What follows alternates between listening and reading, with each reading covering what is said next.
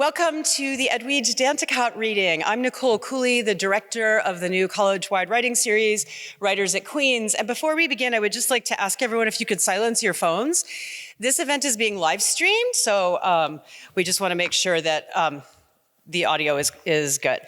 So, as I said, I'm Nicole Cooley, the director of Writers at Queen's, which along with the Kupferberg Center for the Arts is co-sponsoring tonight's reading by Edwidge Danticat.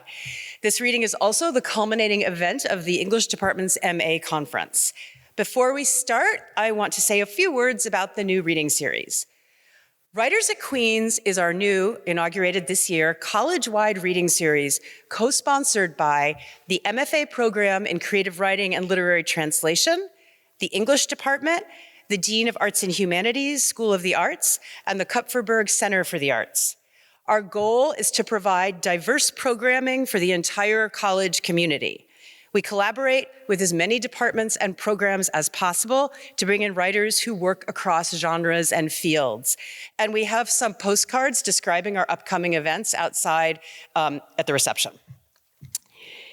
This event also marks the start of Women's History Month and is our annual Marjorie Hecht Watson Memorial Reading in memory of Marjorie Hecht Watson, who received her BA from Queen's College in 1964. Marjorie developed a lifelong passion for literature by attending literary readings here at Queen's. After teaching English on the university level for 10 years, she received a law degree and went on to a career at the National Labor Relations Board, where, as a supervisory attorney in the Division of Advice, she used her own analysis and writing skills to ensure uniform application of federal labor law throughout the US. We are very grateful to Matthew Watson for his generous support of this event. A huge thank you to all of our co-sponsors who I mentioned above. A special shout out to John Janofsky from the Kupferberg Center. Thank you to Liana Lazaros and John Rice. And I'm very grateful to Q and Willow Books, a bookstore founded by Queen's College alums who are going to sell books after the reading. So the format for tonight's event is as follows. After Edwidge reads, I will introduce Nadia Missir, who will conduct a conversation with her on stage and moderate some audience questions, so be thinking of your questions, before we meet in the atrium for refreshments and book signing and conversation. And now I am thrilled to introduce Edwidge Danticat.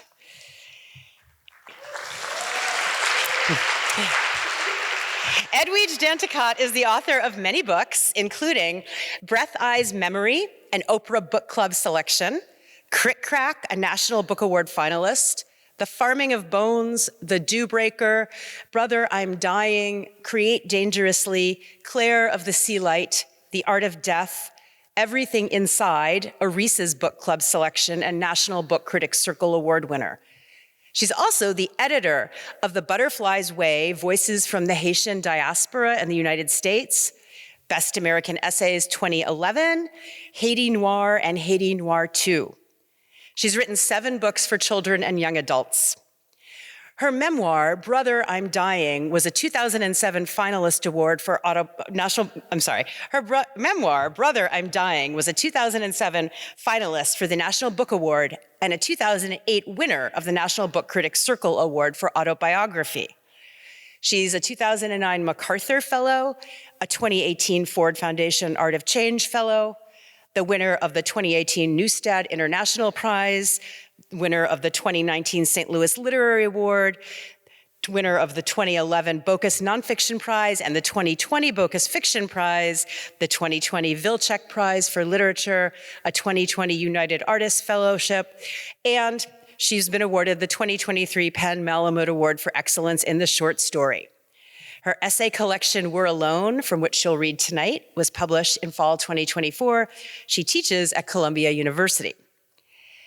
I have taught so much of Edwidge Danticat's work, from Breath Eyes Memory to The Art of Death, in both my creative writing and literature classes here.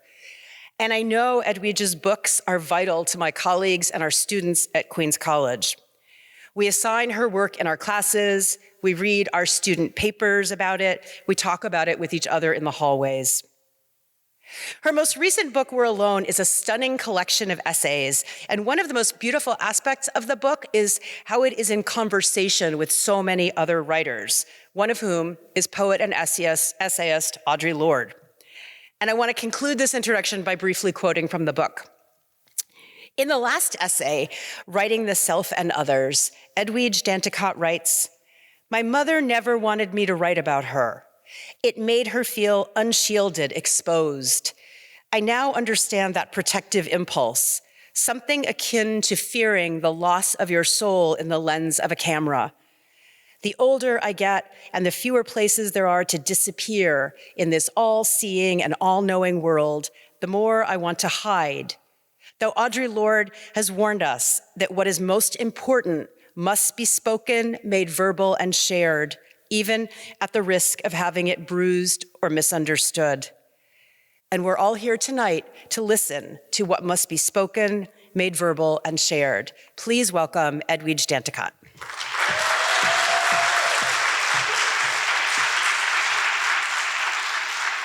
Bonsoir, good evening, everyone. Thank you for coming. Thank you to Nicole for that beautiful introduction.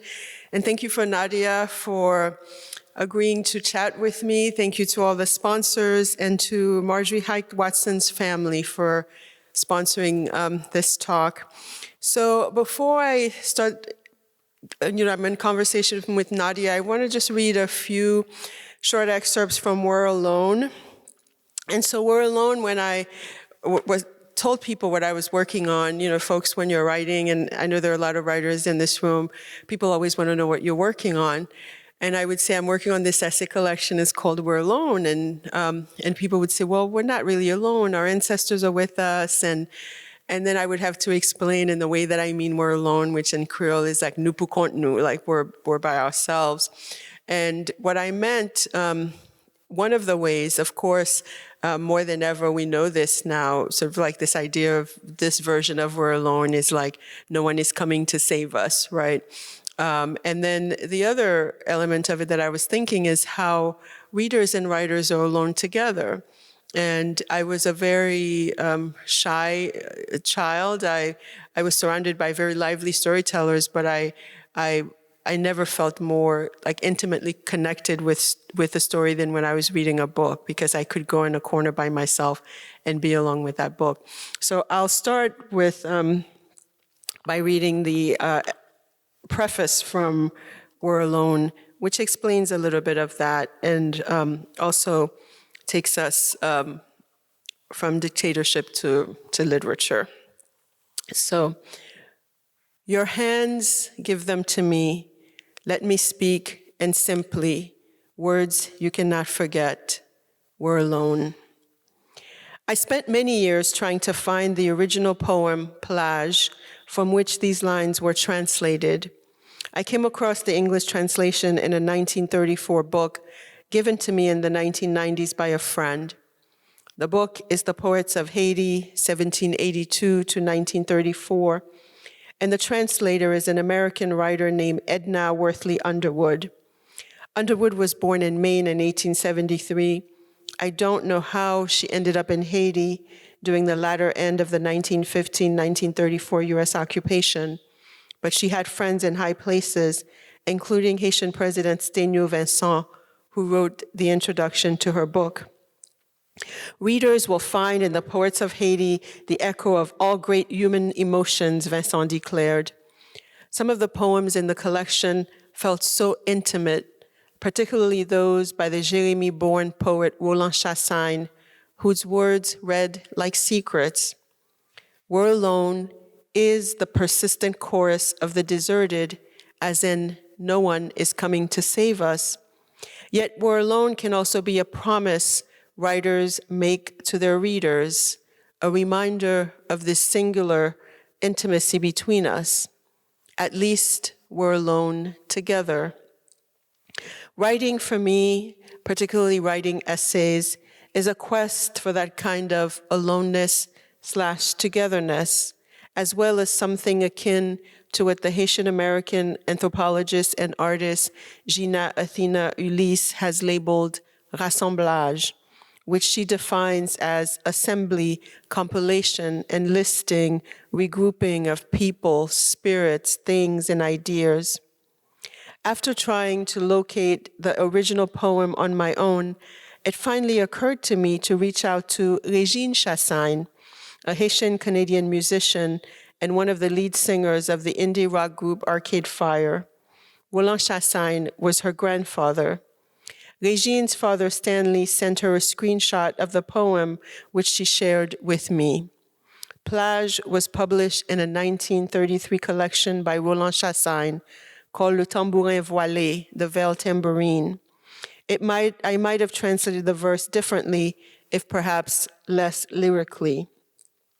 Laisse-moi prendre tes mains et te dire des choses simples et inoubliables, parce que nous étions seuls près du rivage, sur ces daïs des palmes et qu'on s'aimait, le bonheur était intense et inexprimable.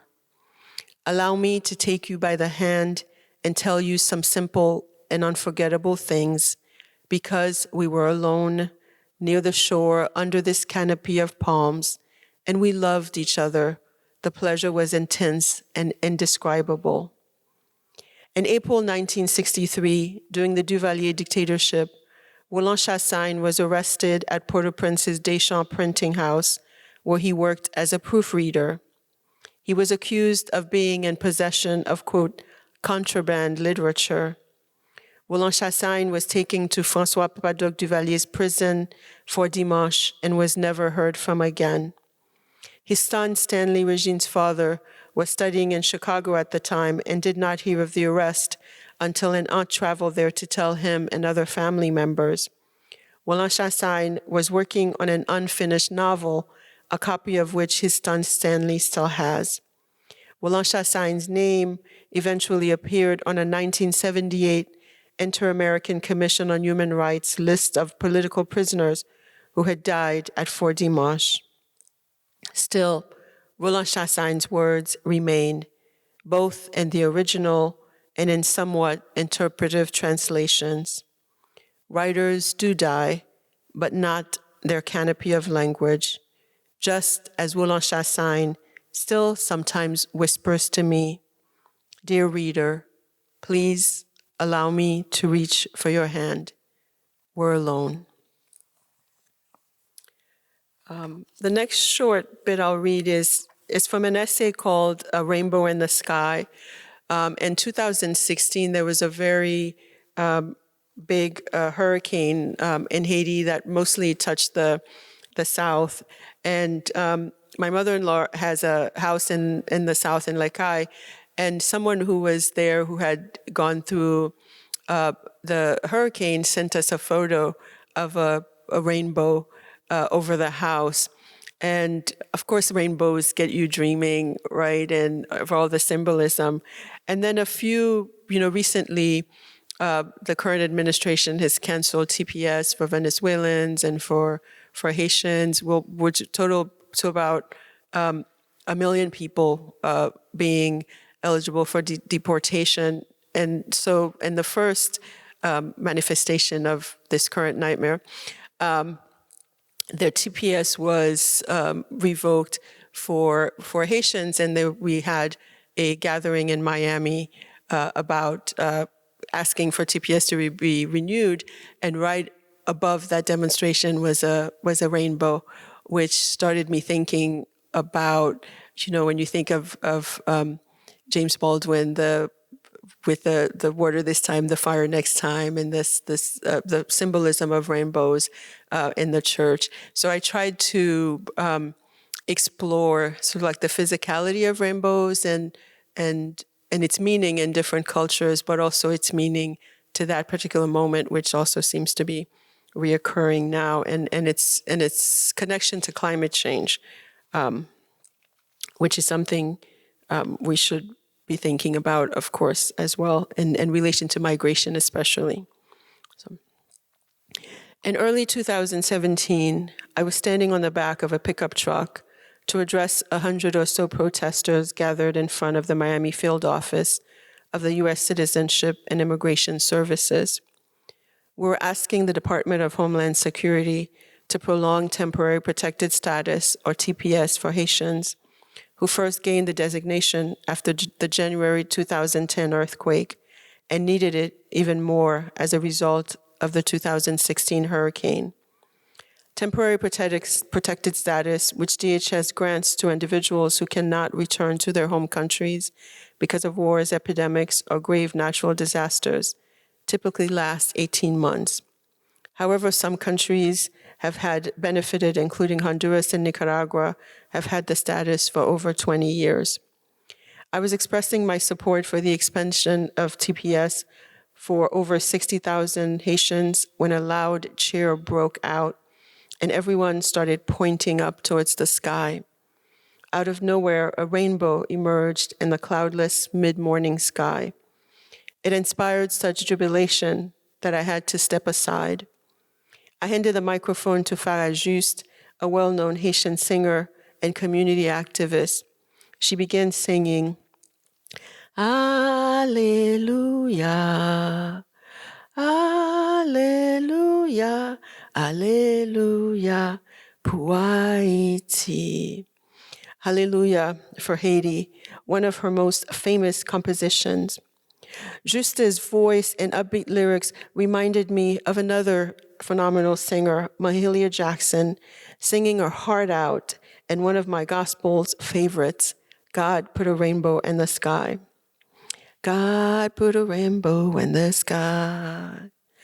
God put a rainbow in the sky when it looked like the sun wasn't going to shine no more. Oh, God put a rainbow in the sky. Juste was followed by a preacher who reaffirmed what I assumed everyone was thinking. The rainbow was a clear and positive sign that temporary protected status would be extended for the next 18 months. After all would be well until the next renewal date. I used to think that a circular rainbow was a rare optical illusion until someone told me that most rainbows are circular. We just can't see both sides.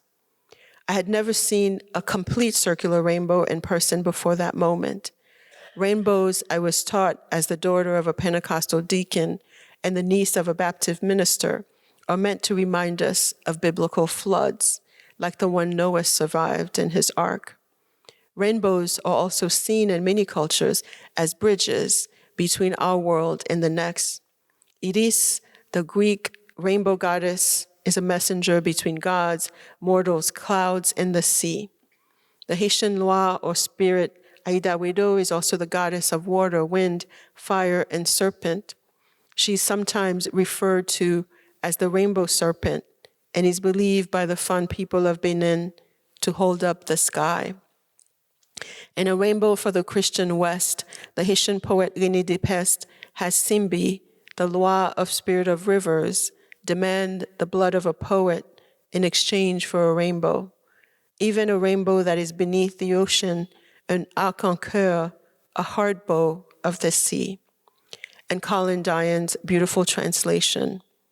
A friend at the TPS demonstration told me that in parts of Latin America, some mothers hide their children from rainbows or instruct them not to look or point at them because they're manifestations of the devil's anger. Our circular rainbow lasted nearly 30 minutes before fading as the demonstration ended. 9 days later, President Donald Trump's Department of Homeland Security announced that temporary protected status for Haitians would be extended for only 6 more months before more than 100,000 people could potentially be deported. Subsequent extensions were granted through 2020 by court order after a group of lawyers and activists sued the administration. Then later, the Biden administration extended TPS in May 2021. The rainbow seemed to have been a bearer of good news, even if it was delivered in a prolonged and chaotic fashion. On Labor Day weekend 2019, Dorian, a Category 5 hurricane, pummeled the Bahamas and pulverized homes on Abaco and Grand Bahama Islands with wind gusts of over 200 miles an hour. The hurricane hovered for 48 hours, crawling between 1 and 2 miles per hour. Dorian inundated the islands with 3 feet of rain and a storm surge of over 20 feet, leading to dozens of deaths, including that of a still unknown number of Haitians and Bohemians of Haitian descent living on the island. During the storm, Dennis Phillips, a meteorologist from Tampa, Florida, tweeted an image showing a circular rainbow wrapped around Hurricane Dorian's expensive eye. The image was said to be from NASA, but it did not look like the white and gray ones usually used by NASA on weather forecasts. Hurricane Dorian's TVI rainbow was a kind of coding, a series of radar screen colors designed to identify the intensity levels inside the storm. Blue meant light, green moderate, yellow heavy, red and orange severe, and violet or purple extreme. The rainbow around Hurricane Dorian's eye went from light to a darker blue at the immediate center, then green and yellow as if spread out, then bright red and violet on the further edges. I once made a rainbow in a science class in high school. I performed an experiment in which I filled a glass with water and put a mirror next to it at a 45-degree angle. I aimed the mirror at the dark part of the school's lab wall, and sure enough, there emerged a rainbow, not a perfectly arced or circular one, but a fat, uneven one with pale and unsteady variations of blue, yellow, orange, and green. After seeing the rainbow at the demonstration, I tried to make that same kind of rainbow again at my writing desk, and I failed. Only the water-filled glass was reflected and the mirror back at me. Soon after Hurricane Dorian ravaged several islands in the Bahamas, the United Nations Intergovernmental Panel on Climate Change reminded us that by 2050, oceans will rise high enough to wipe out low-lying cities like Miami, where I was living at the time. Hurricanes, extreme heat, drought, floods, and wildfires will displace over 250 million people, they said. These are enough people to create what could be the 5th largest country in the world, a migrating nation with no landmass, borders, railways, roadways, seaports, airports, schools, hospitals, communications, financial institutions, or disaster management systems, all of which they will need to require from the other nations that have somehow managed to escape their fate. The unwanted citizens of this pariah state will soon be arriving in even more significant numbers at every remaining border, they said. They will be trafficked, smuggled, crammed by the millions into refugee camps, whipped by immigration officers, shot at by armies, abandoned to freeze and tundra, and die of thirst in deserts. They will continue to drown by the thousands at sea, even as their deaths are recorded and viewed over by billions of people. Few countries will want to embrace or absorb this populace, yet few fences, walls, or armies will be able to hold them back.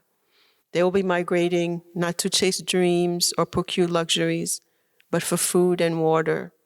They will be escaping the land, water, and food wars being fought over what little that is left. They will be called invaders, infiltrators, animals, an ongoing crisis, a national security threat, specters some will say they did not see coming, but like the other half of the rainbow, the heart bow, have been there all along. I have become a river, they might each proclaim, just as the Haitian poet and novelist René Despeste has before them in his poem La Rivière, the river, as translated by Colin Diane. There now, it is done. I have become a river. It will be a great adventure all the way to the sea. What name will they give me on these maps? From where does the stream of unknown water come, they will say? What sky does it reflect with its waves? What calm, what hunger, what sorrow? So I will close with a short excerpt from the essay that Nicole mentioned, which is writing Writing the Self, and the others, it's the closing essay in the book. And so in 2020, I was definitely one of those parents who tried to enroll my child in everything online.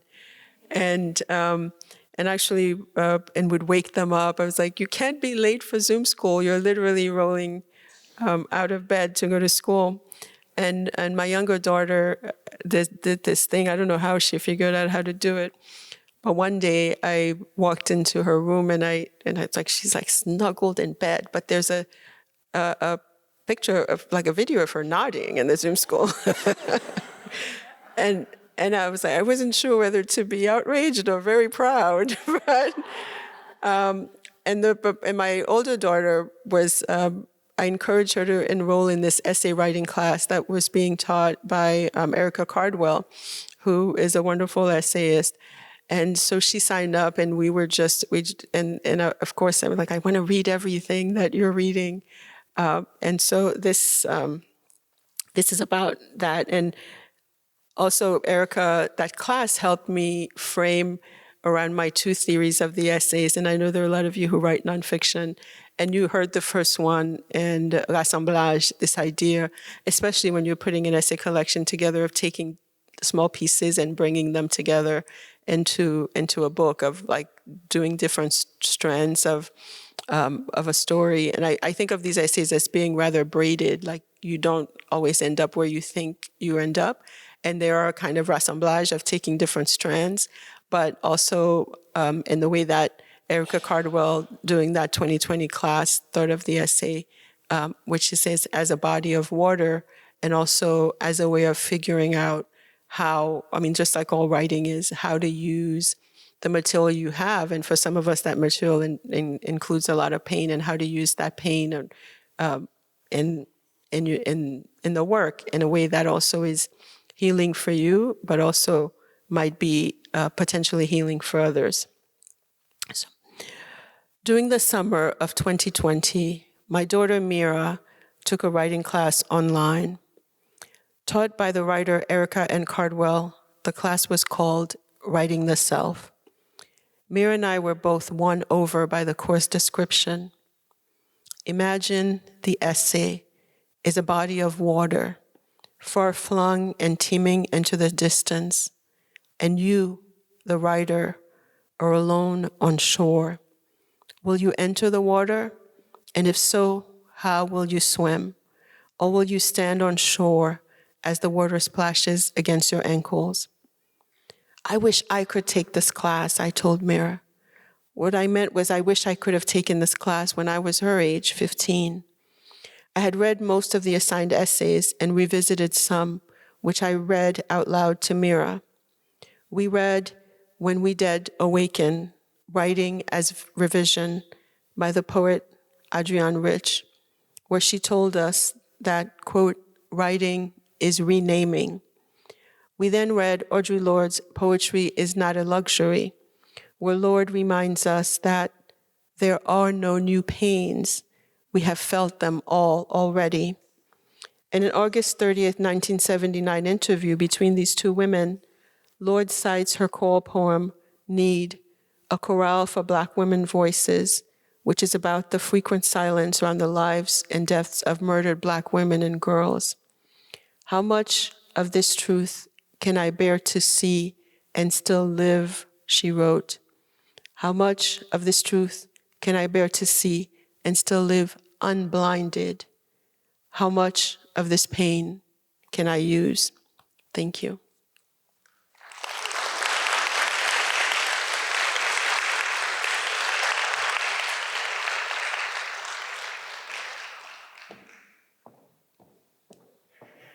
That was so beautiful, Edwidge. Thank you. I now have the pleasure of introducing Nadia Messire, who will conduct the post-reading conversation. Nadia Messire is a writer who was born, raised, and is still living in South Ozone Park, Queens. Her creative practice has been supported by fellowships from the Asian American Writers Workshop, Louis Armstrong House Museum, and Jamaica Center for Arts and Learning. She received her BA in English from SUNY Oswego, an MA in American Studies from Columbia, and also holds an MA in fiction writing from Queens College. She is in transit more often than she is at home. Now I'll turn things over to Nadia. I love that you're in transit more than you're at home. I feel like that's true for so many of us. I know. I complain a lot about the subway and the amount of buses I have to take, but actually that's what allows me to read and to kind of just be in my own head. Edwidge, thank you so much for your reading and for being in conversation with me. And thank you, Nicole and Queens College, for holding this space and everyone for being here. I'm so excited to talk to you tonight. I was really touched to hear you speak about the title of the book, We're Alone, because that was a question I had when I was reading. But it is actually a really beautiful thing about this book of essays is we're witnessing so many different vantage points of history, from you as a child migrating here to being a mom in the pandemic. And you wrote something really lovely about James Baldwin and what it means to be a witnessing writer.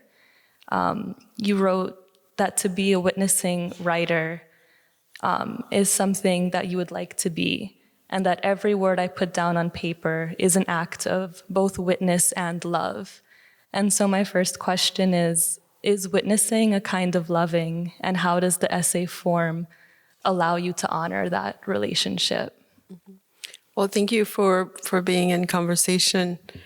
Absolutely. I think, there's an essay, I think in the 1980s, Julius Lester asked James Baldwin, like, when you say you're a witnessing writer, what do you mean? And Baldwin explained that it's describing from whence you came and sort of like what history you carry with you, but also to be able to observe and record like the time that you're living in, which he did so beautifully. I mean, we had the Baldwin Centennial recently, and there have been so many opportunities to talk about James Baldwin, including the other night at the Brooklyn Public Library, where there was a Baldwin panel. So I think it's the way Baldwin described love too, was he was saying like love is not, like by his definition, love is a growing up, love is sometimes a war, right? Mm-hmm. Love is, it's not about like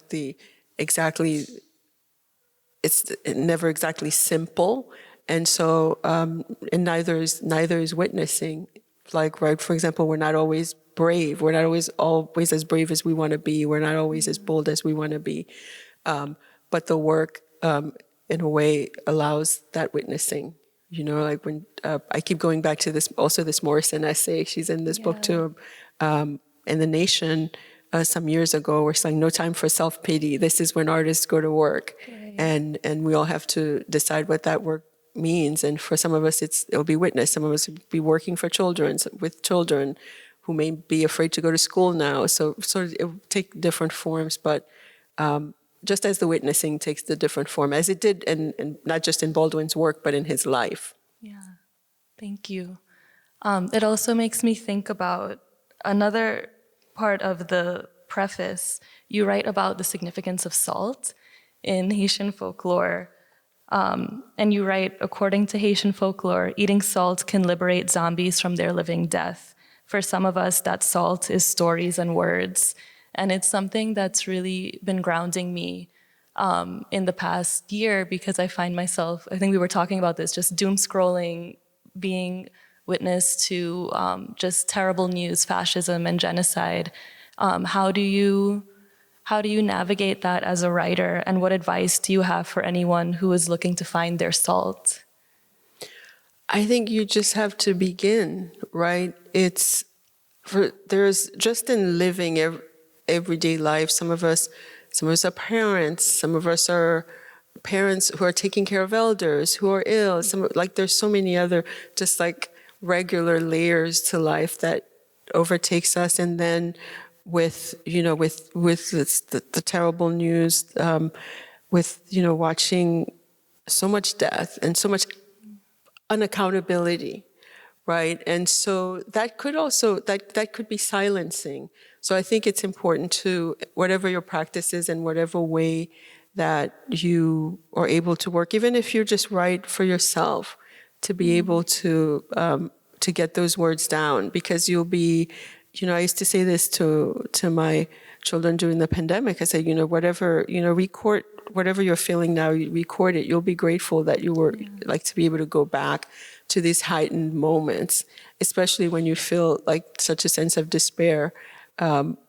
Write through it, write it down, record it. I think that's also one of the ways that we can participate overall, like to make sure your voice is there, even if you're not sharing it at the moment, right? But that you don't lose that practice, that you're not silenced by all the despair. That's so true. I feel like there's a certain presence that one feels when you're forced to write and find language to move through like rough waters. And it also, that kind of reminds me, I remember in your book you wrote that you're an elder in your family now, and you write really beautifully about your Uncle Frank and what it meant to step into that role as elder and as sort of like a keeper of your family histories. What does it mean to be an elder to you, and how does it affect your writing practice today? Well, I mean, frankly, it's not a role that I want to be rushed into. I was hoping to have a few more years before. But then, then the people ahead of me started dying. Like my parents died, and then my uncles died. I have, on my mom's side, 2 aunts still alive. But then when you see that generation like slip away, and it's like your role in the family starts to change.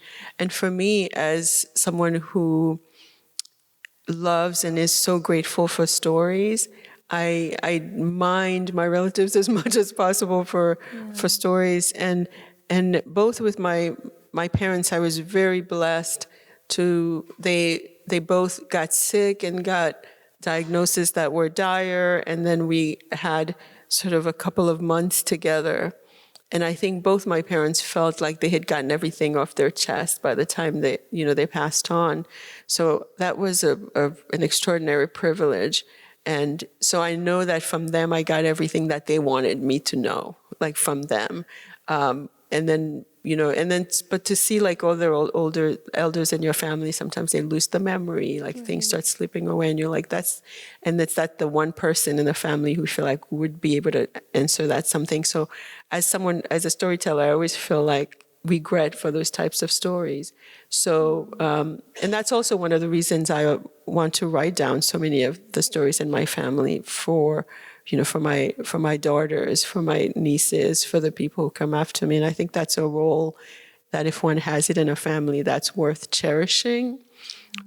Because suddenly there are things that I know that this generation of my family, especially the ones who were born here, don't know. Like they don't know about Haiti, or they don't know about the house where like we grew up, and things like that that I have to share. That's unique to my experience. And I think there's a person like that in every different families that have that role, but we take it for granted because we think, the times we think we're always going to be here, like, well, I'll get to it, but it is worth sharing or recording. And there's so many apps now for it, like ways of sharing. And of course the writers here will, you write it. Yeah, thank you.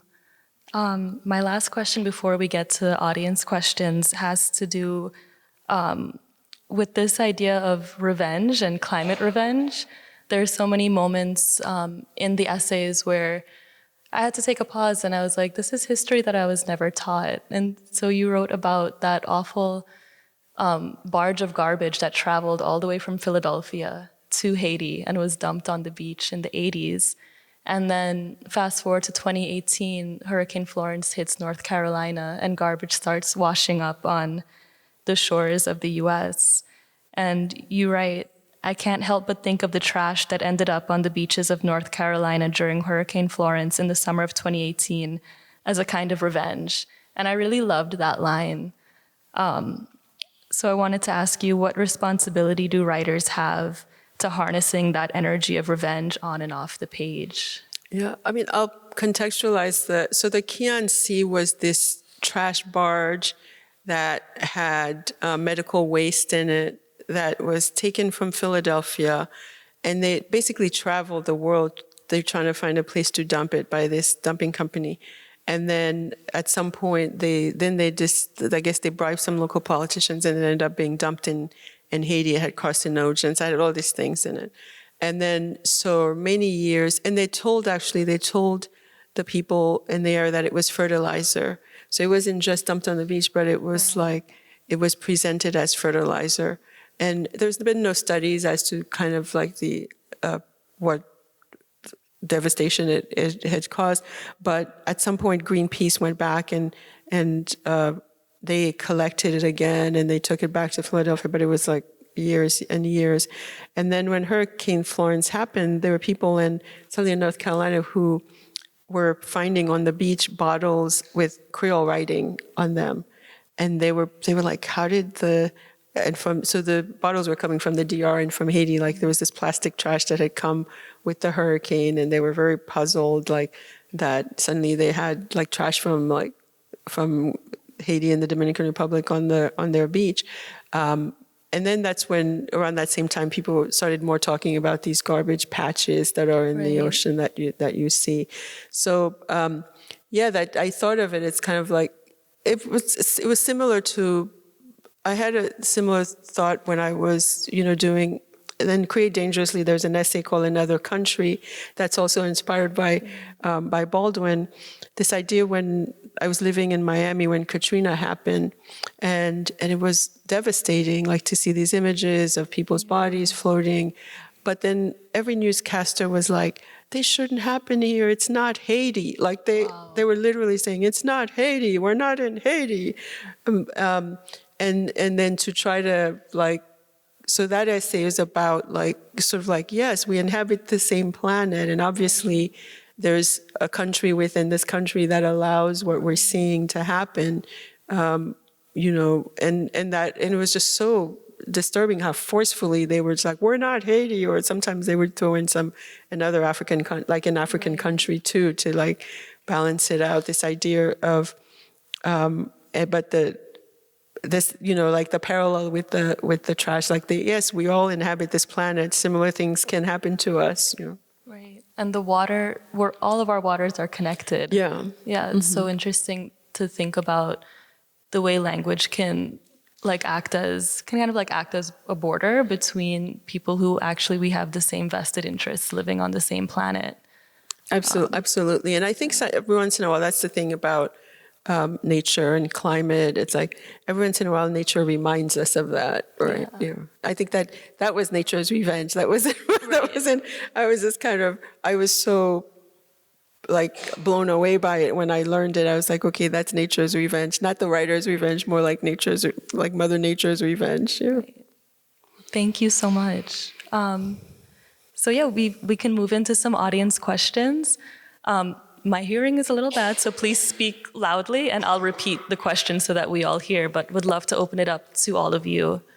Okay, so I'll repeat the question for our live streamers. Hello. The question is around using different languages in the writing and how Edwidge navigates that over the years in her writing. Yeah, 5 languages is a lot, but you can do it. I think, with each, at home, you kind of develop a blend of for us at home, it was like a blend of Creole and English, like Kringlish, and so sometimes I feel like I write in Kringlish, like a mix of those. And then you're like I think 5 languages is a beautiful abundance, because each of these languages has its own poetry. Right, and then there are things that you can borrow. There are things from each one, and there are things that you can't really translate, but that that you can say in different ways. I would just do just like a flow through, like right through it, however it comes first, and then go back and layer. That's what I do. Like when we were talking about the essays too, I sometimes realize what I want to say as I'm writing them, and I see that, like, one of the things I see in some of I was reading for the for this like panel on Baldwin on Saturday, I reread one of his essays, Take Me to the Water, where it starts, the essay starts with him, his mother is holding a piece of velvet and she's talking to someone and says, that's a good idea. And then he's thinking, he's 5 years old and he's thinking, a good idea is velvet. Right? Like, and I was like, oh my gosh, that's such a beautiful, but then the essay ends up with the Algerian War, with Albert Camus. He has issues with Camus. Like, it goes through all these different places. But it starts with this gorgeous image. And I think when I was thinking that your question about language made me think of that, like language, like a good idea is velvet. Like language can be so many things. Like, and especially if you're like, it seems like you'll be working within like the corridors of like these different languages, which is sometimes where I think I find myself. I'm like, I'm in the corridor of like these different languages, and people who speak Creole will recognize some of like my limitations. But let that just like go all in with that, and then you can like revise afterwards. But see what the first draft does, like brings out. I mean, some of them put me under their wing. I mean, we do have, it's so beautiful to see, you know, when I remember when I was coming up, after my book came out, I edited this anthology, The Butterfly's Way.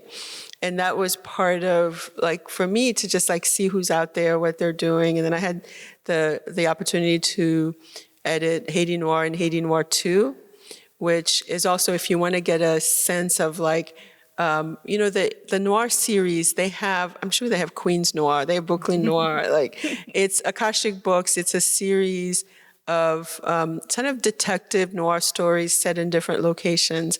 And so I got to do Haiti Noir and Haiti Noir 2, and that what was wonderful about that is I got to merge some of the up and coming writers here, but some also we translated from Haiti, like, you know, the wonderful, like great writers from Haiti, Annie Glaens, Lionel Touillot, Gigi Dominique, and others. But we do have a wonderful group coming. I think Dimitri Léger, who does God Loves Haiti, his book, God Loves Haiti, he has a new book coming out soon. And of course, Roxane Gay. Ibiza Boy, who writes for young people. She's working in an adult novel. There's Miriam Chancy, who's been writing for a very long time. So it's just really, it's really wonderful. It's really wonderful to see. I feel like an elder in that space too. I mean, it's just really great to see folks coming. I mean, there's so many there. It's just really, but it's worth stressing too that Haiti's always had a really robust and extraordinary literature. And I know Francesca too, Francesca Marplesi. I think she's from Queens. But Haiti has had, you know, the literature has always been there, contemporary, and in the past we have really also wonderful novelists. And that's one of the things that I wanted to highlight in Haiti Noir and Haiti Noir 2, and bringing some of that new generation with the folks in Haiti whose work we translated. What inspired me to be a writer? I think we're So the question is, what inspired you to be a writer, and what advice do you have for young writers? For young writers. Edwidge. Thank you for the questions. Thank you for all your questions. So what inspired me? I love stories. I don't remember a time in my life when I didn't love stories. And like I mentioned before, I used to listen to, you know, there were very vibrant storytellers in my family, my aunts, my grandmothers, they told stories. And that was a kind of storytelling in my family was this one moment where adults and children interacted. So, you know, we're afraid of the adults in our lives. Like, couldn't even look, we were not even allowed to look them in the eye. That was like a sign of respect, was not looking at your elder. But when they were, like when my aunts and my grandmother were telling these stories, they became little girls. They were so different.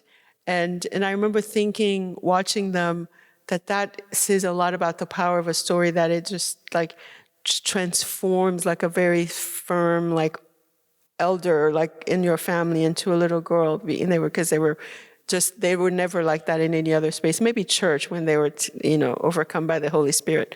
But so I became fascinated by stories from that exchange. And then when I started reading books, I saw, that's another way of telling stories.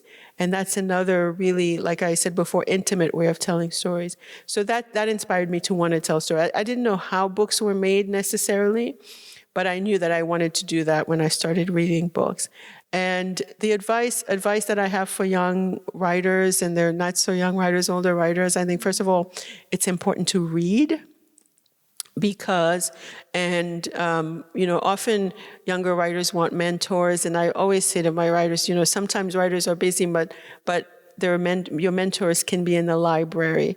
And we all read the stories. You read stories of writers who went to the library. I'm teaching a class on Ntezake Shange right now, and she talks about how going to the library and being able to get the books that she actually wants to read, how that was transformative. So reading is important, and if there's a genre you want to write in, you read what other writers have written in that genre.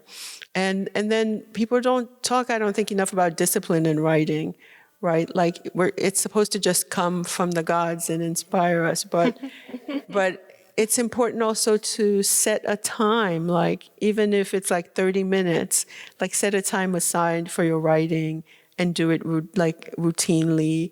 And sometimes I joke with my students that if you don't sit down to write, maybe the muse won't come, right? Like you have to kind of make that openness, and also be very observant. Be one of those people, I think as Socrates said, like, unto whom nothing is lost, right? Like you're a sponge. And I find that it's easier to be like that absorbent when you're in the middle of a writing process, right? Like when I'm writing a story, everything it's like a magnet. Like I'm just looking for things to enter that story. So you keep that practice going, and do free writing. And then if you have friends who also write, you can get a little group together and share with each other what you write. And that kind of builds community, and you encourage one another. Yeah. Thank you. Thank you for that. I mean, I think sometimes sometimes like people are overwhelmed by the scope, right?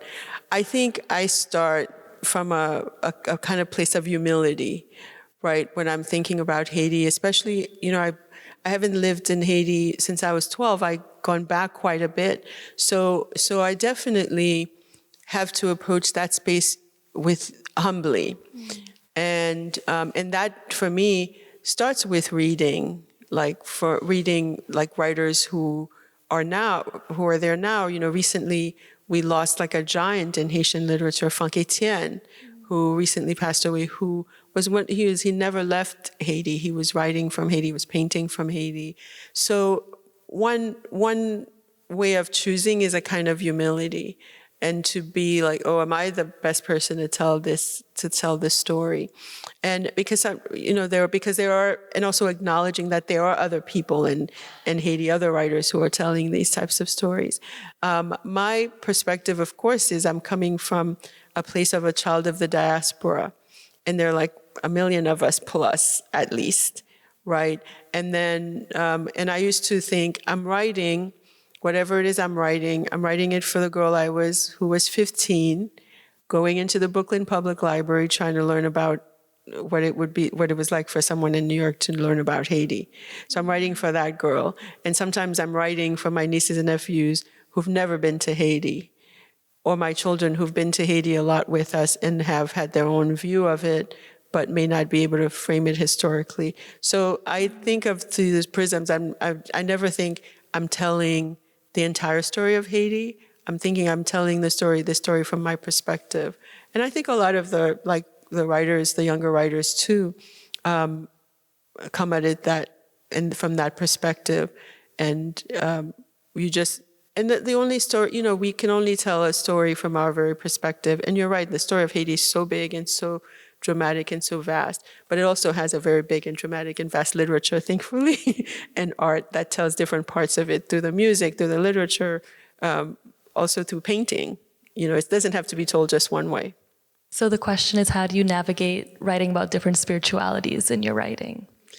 Yeah, I mean, that's by acknowledge different spiritualities, right? Because, and the fact that I, like many other people, like Haitian families, you might have people in your family who are Catholic, who are Pentecostal, who are Vaudouisans.